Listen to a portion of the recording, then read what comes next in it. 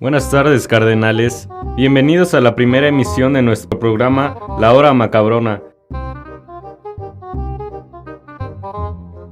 con su servidor Brian Hernández.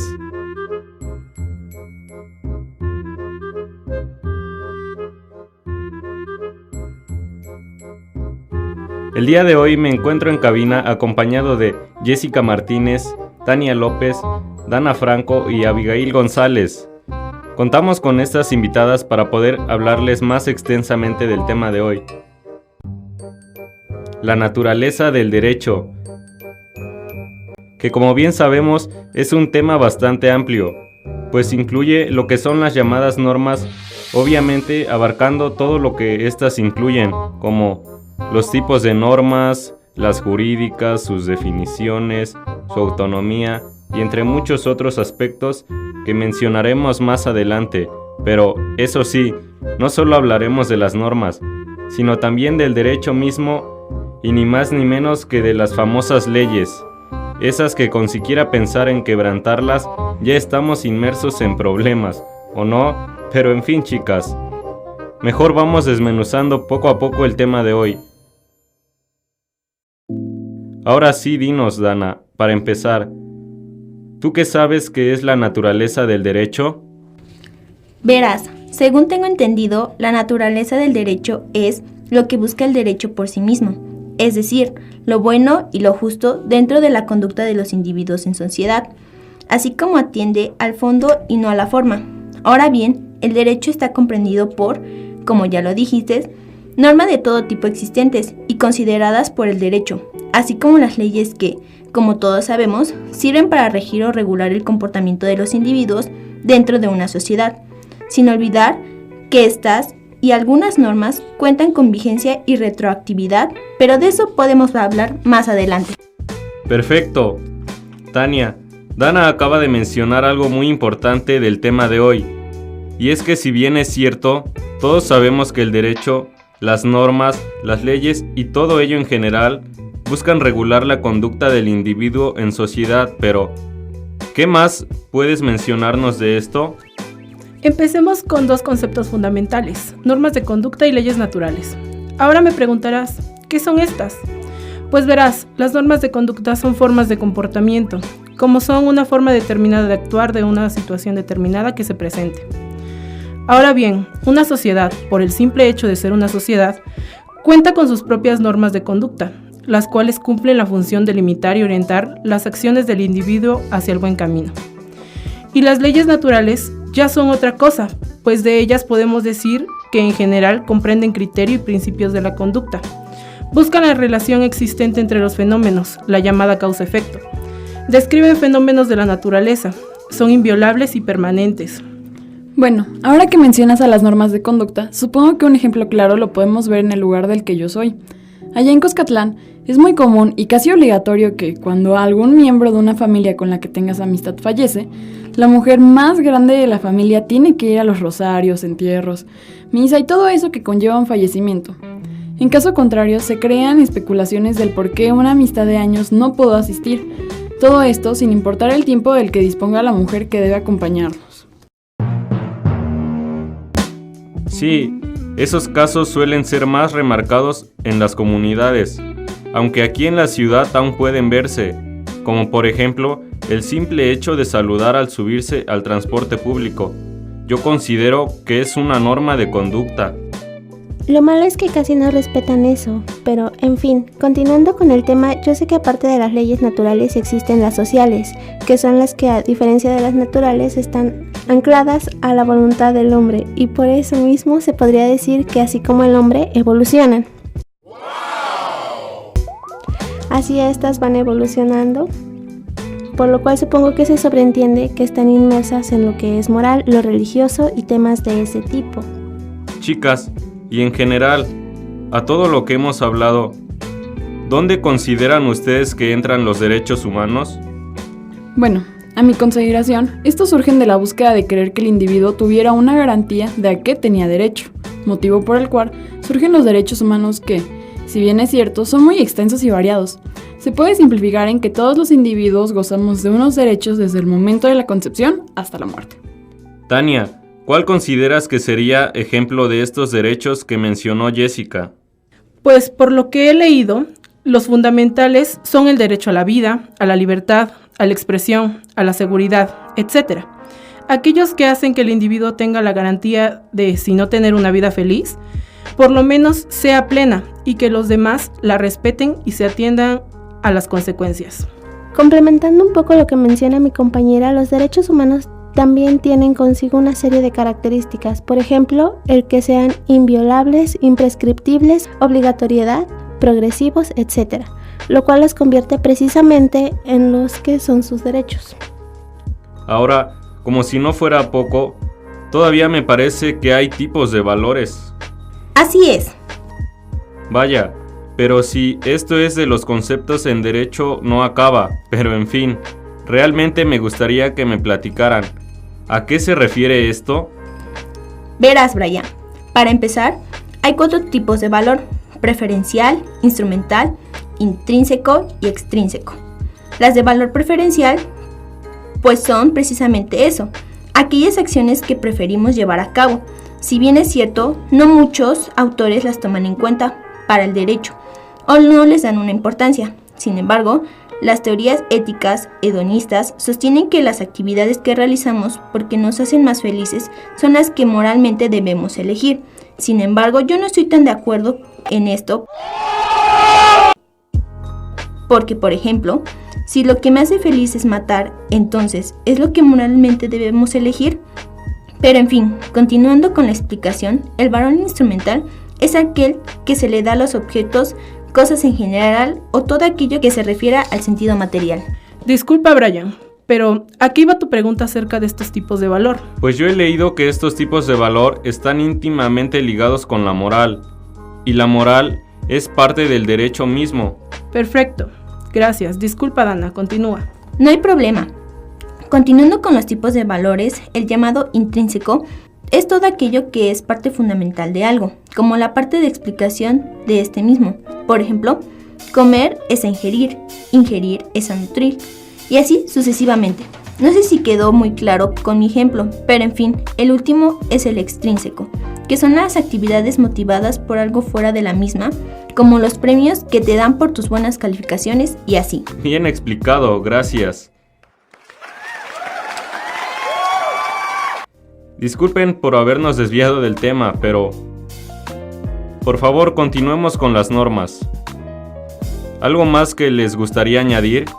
Por ejemplo, los tipos de normas que hay. Bueno, según García Maínez en su libro Introducción al Estudio del Derecho, menciona que la palabra norma suele usarse en 2 sentidos, uno amplio y otro estricto. Lato sensu, aplícase a toda regla de comportamiento, obligatorio o no.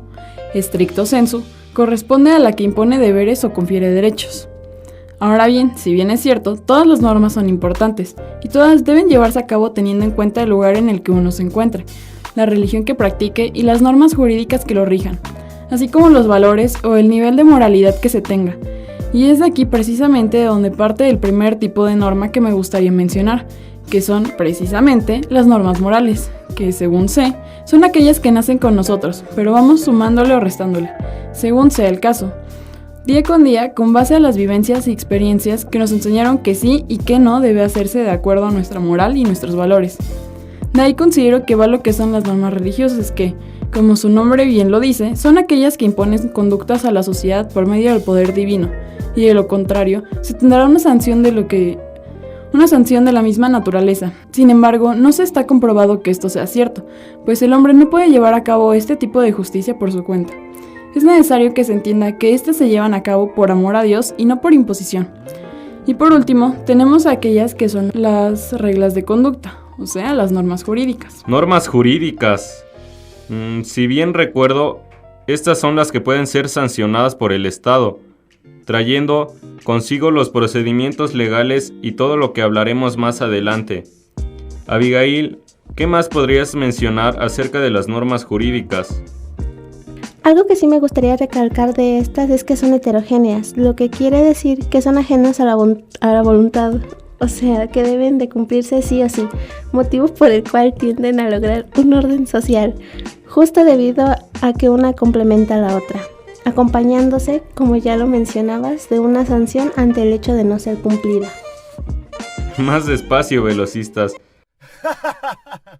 No tengo duda alguna que son unas invitadas empapadas en el tema, pero hay algo que a mí me llama la atención. Estas normas jurídicas tienen algo así como partes, como elementos, algo que las componga.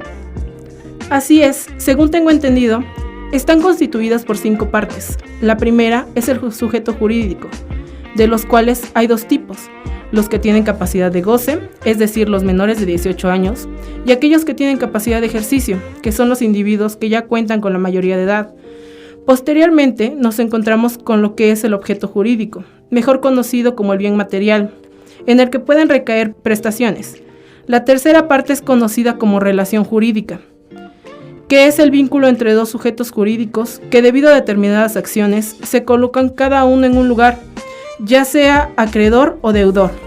El penúltimo lugar lo encontramos con una consecuencia jurídica, que, como su nombre lo dice, es igual a un vínculo entre sujetos derivados de la infracción de un deber jurídico.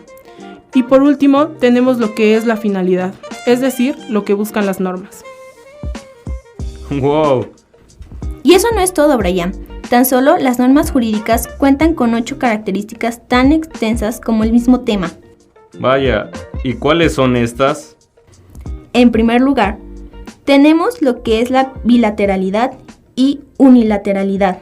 La bilateralidad, así como impone deberes, concede facultades. Yo considero que algo así como una hipoteca. Sin embargo, la unilateralidad nos habla de que solo una de las partes está obligada a realizar determinado acto, como por ejemplo el testamento. En segundo lugar, tenemos la coercibilidad y la incoercibilidad. La primera se refiere a que la norma puede hacerse valer a la fuerza, como cuando corren a las copeñas del centro por estar infringiendo la norma de no vendedores ambulantes. La incoercibilidad, sin en cambio, se refiere a aquellas que su cumplimiento debe ser efectuado de manera espontánea. En tercer lugar, tenemos la generalidad, que nos habla de que las normas están destinadas para categorías de personas, es decir, van dirigidas a un grupo en específico. Llamémosles niños, discapacitados, mujeres, hombres, o pueden ser igual para ciudadanos en general, sin importar el género. Pero estas no están creadas para el individuo en específico, sí y el resto no. Posteriormente tenemos lo que es la abstracción, que no es más que el hecho de la forma no dispone para casos concretos, ni para hechos determinados, sino para categorías de estos, algo similar, según entiendo yo, a la generalidad. La interioridad y la exterioridad es un poco más extenso de explicar, así que empecemos por lo que es la interioridad. Se refiere a cuando una norma no solo regula el comportamiento externo, sino también el interno, como son pensamientos y motivaciones. La exterioridad se refiere a las normas que solo regulan los actos exteriores, o sea, aquellos que podemos percibir con los sentidos.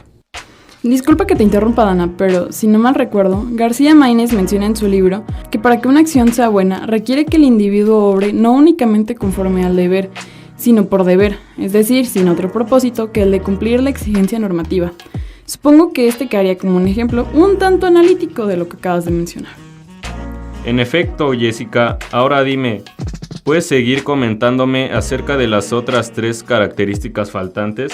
Si no mal recuerdo, una de las faltantes es la legitimidad, que consiste en que la norma, para ser obligatoria, debe cumplir con determinados requisitos. En caso de no ser así, automáticamente deja de ser obligatoria.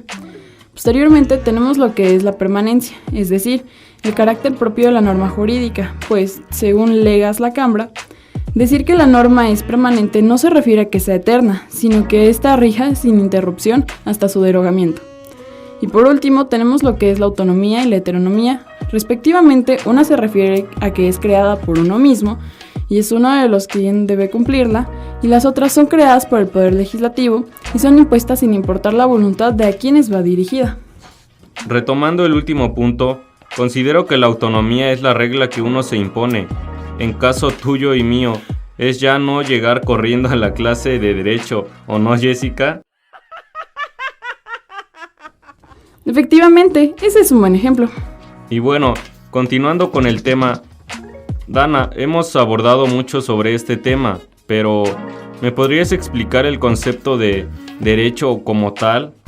Claro, Brian, te puedo resumir el concepto como el conjunto de normas que regulan la conducta de los individuos en sociedad, susceptible de aplicar una sanción al que viola dichas normas. Me gustaría diferir un poco sobre esta definición, pues a mí me parece más atractivo el concepto que Eduardo García Maínez nos da.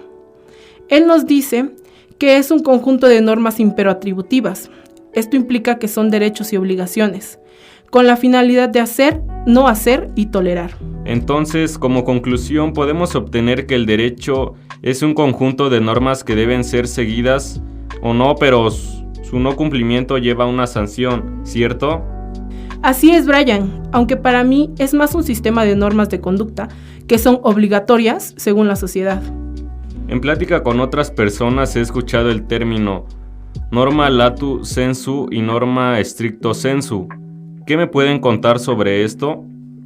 Claro, las normas lato sensu son todas aquellas reglas de comportamiento que son obligatorias o no. Por ejemplo, si tú te encuentras algo tirado en la calle, lo que sea, digamos, una cartera, tratarías de encontrar al dueño de lo que te encuentras. En este caso, tú decides si lo haces o no y no tiene un castigo como tal. También podríamos hablar sobre no participar en la elección de nuestros representantes por medio del voto. Eres tú quien decide si lo practicas o no, y no tiene, aparentemente, ningún tipo de sanción.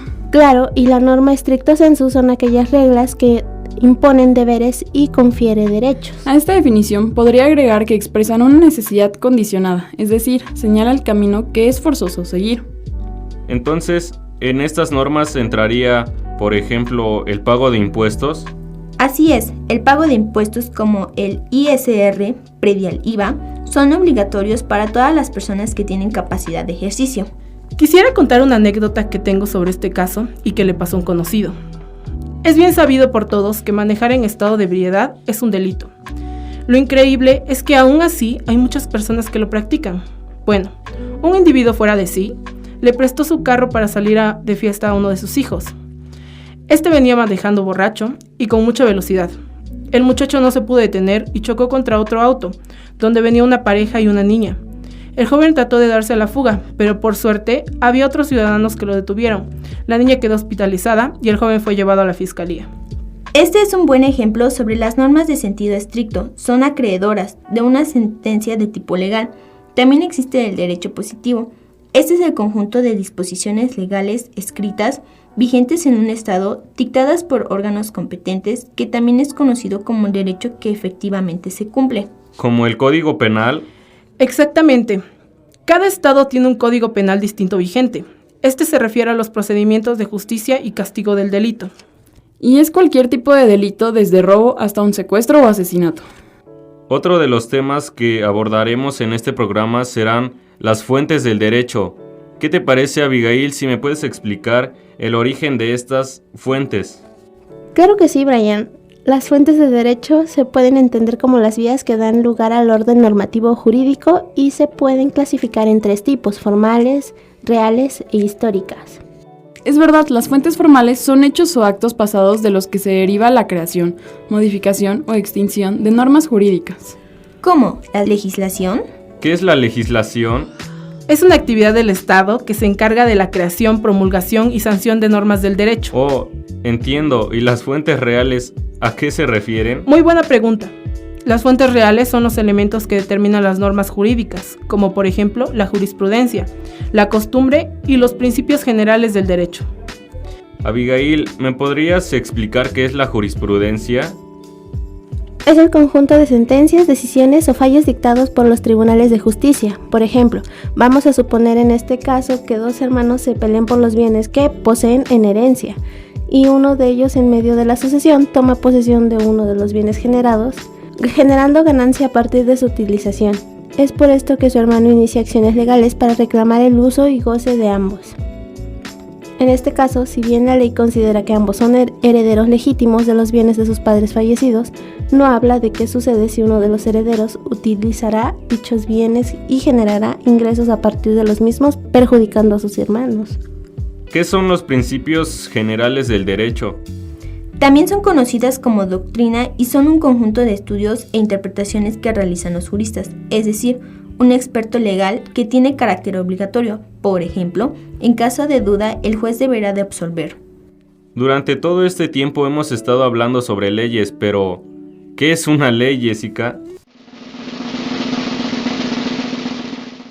La ley es la norma de derecho que tiene carácter permanente, general y obligatorio, que emana del órgano del poder público. Creo que sería interesante si nos contaras, Tania, cuál es el proceso de creación de la ley. Es también llamado proceso legislativo y está regulado en los artículos 71 y 72 constitucionales. Y según el maestro Eduardo García Maínez, es frecuente distinguir 6 etapas: iniciativa, discusión, aprobación, sanción, promulgación, publicación e inicio de la vigencia. Eso me parece un tema muy interesante, pero antes creo que nuestros espectadores necesitan saber más acerca de los artículos 71 y 72 constitucionales. Así que, Abigail, ¿nos podrías explicar en qué consisten o de qué nos hablan estos artículos? Bueno, el artículo 71 constitucional nos habla del derecho de iniciar leyes o decretos que competen al presidente de la República, a los diputados y senadores, al Congreso de la Unión y a las legislaturas de los estados. Y el artículo 72 constitucional nos dice que las iniciativas deben ser discutidas y observadas por el reglamento de debate sobre la forma, intervalos y modo de proceder en las discusiones y votaciones. ¿Podrían explicar las etapas que contienen estos artículos? Claro, Brian. Primero se presenta la iniciativa de ley ante el Congreso de la Unión. La formación de las leyes puede comenzarse indistintamente en cualquiera de las 2 cámaras, diputados o senadores, con excepción de los proyectos que versen sobre empréstitos, contribuciones o impuestos, o sobre el reclutamiento de tropas, todas las cuales deberán discutirse primero en la Cámara de Diputados. El proyecto de ley puede sufrir modificaciones o bien puede ser rechazado. Después se discute si las cámaras deliberan acerca de las iniciativas para determinar si son o no son aprobadas. A la cámara donde inicialmente se discute un proyecto de ley se le llama cámara de origen, a la otra se le denomina revisora. Al terminar de ser discutida, viene la etapa de aprobación. Es necesario que se acepte el proyecto de la ley por las cámaras. Aprobando un proyecto en la cámara de su origen, pasará por la discusión a la otra. Si algún proyecto fue rechazado en su totalidad por la revisora, pasará de nuevo a la de origen con las observaciones que se le hicieren. Y si algún proyecto fue desechado en parte o modificado o adicionado por la cámara revisora, la nueva discusión revisará únicamente sobre lo deshecho o sobre la forma o adiciones sin poder alterar de manera alguna los artículos antes aprobados. Todo proyecto de ley que refiere desechando la cámara de su origen no podrá volverse a presentarse en las sesiones del año. Aprobado un proyecto de ley por el Congreso, pasará al Ejecutivo para que haga las observaciones que estime convenientes. Se denomina sanción a la aceptación de un proyecto hecho por el Poder Ejecutivo, presidente. La facultad que tiene el Ejecutivo de hacer observaciones a los proyectos de ley se llama derecho de veto. La publicación de una ley tiene que ser dada a conocer a quienes deben cumplirlas. No basta la aprobación de las cámaras y del presidente de la República, sino que es necesario e indispensable que sea conocido por todos los habitantes del país. Para tal efecto es necesario que se publique en el periódico oficial del Estado, llamado Diario Oficial de la Federación, después de lo cual se reputa conocido por todos. Y por último está la iniciación de la vigencia. Es cuando entra en vigor una ley con toda su fuerza obligatoria. 2 sistemas existen para que las leyes inicien su vigencia: sucesivo y sincrónico. ¿En qué se basa cada sistema? El sucesivo está regulado de la siguiente manera: las leyes, reglamentos, circulares o cualesquiera otras disposiciones de observancia general obligan y surten efectos 3 días después de su publicación oficial. El tiempo que existe entre el momento de la publicación de la ley y aquel en que comienza su vigencia se denomina vacatio legis. El sistema sincrónico consiste en que si la ley, reglamento, circular o disposiciones de observancia general fija el día en que debe comenzar a regir, obliga desde ese día con tal de que su publicación haya sido anterior. ¿Y qué es la vigencia de la ley? La iniciación de vigencia de la ley está regida por 2 principios: vigencia inmediata e retroactividad. ¿En qué consiste cada una? La vigencia inmediata de la ley es el principio. Ya analizado, la ley inicia su vigencia en la fecha de la publicación. La irretroactividad de la ley es un principio establecido por el Código Civil. La ley solo puede disponer para lo futuro y no tendrá jamás efecto retroactivo. Ahora bien, supongo que debe haber algo que hable acerca de la ignorancia de la ley. En general, sea a tiempo o de manera tardía, la ley pues puede ser aplicada sin alegar el desconocerla, porque también hay quienes se quieren pasar de vivos y defenderse con un "yo no sabía". Puedes desconocer que el acto que estás realizando sea merecedor de una sanción, pero creo que todos tenemos una idea clara de que estos actos no están permitidos. Sí, como lo son los delitos más frecuentes: robo, secuestro, violación. Digo, no puedes decir que no sabías que es ilegal cuando es algo que ya sabes de cajón, algo que vemos en la tele, escuchamos en la radio desde pequeños. Supongo que hay casos en los que realmente desconoces cómo es que se clasifica un delito o si en verdad procede. Pero si ya te están deteniendo es por algo, porque si hay algo que averiguar por ahí, así que mejor asesorarse de la mejor manera. Si no te mantienen detenido, pues ya la libraste, pero si no, mejor tener mucho dinero. Además, utilizar eso como excusa no es muy lógico. Desde el momento en que te llega una notificación por parte de la fiscalía o en el momento que se realiza tu detención, ya te están informando el motivo. Así que, teniendo en cuenta las clases del profesor de que todo es interpretativo, podemos decir que te podrás querer excusar, pero ellos pueden darte un revés diciendo: se le informó al momento de su notificación, detención, los motivos. Así que ya no es un argumento válido. Ahora bien, chicas, a mí me gustaría que hablemos de la retroactividad de la ley. Pero para entender mejor sobre el tema del que vamos a hablar, díganme ustedes, ¿qué es retroactividad? Sonará irónico, pero retroactividad es una cualidad de retroactivo, y en la materia que nos compete, que es derecho, nos dice que es la aplicación de nuevas normas jurídicas o hechos pasados antes de su promulgación.